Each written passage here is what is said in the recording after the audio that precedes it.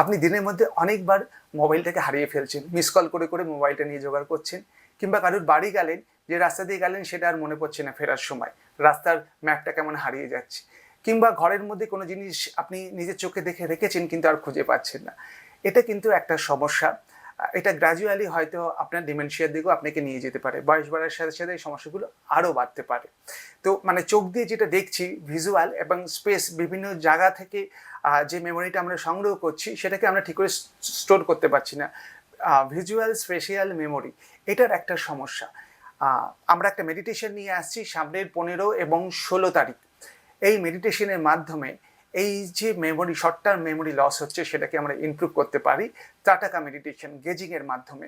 তো আপনারা সবাই এই মেডিটেশনটা করুন যারা এরকম সমস্যায় ভুগছেন, কিংবা যারা মেন্টালি রিল্যাক্স হতে চান, মাইন্ডকে আরও কনসেন্ট্রেট করতে চান, নিজের কনসেন্ট্রেশন বাড়াতে চান, অবশ্যই এই মেডিটেশনটায় আপনারা যোগ দিন।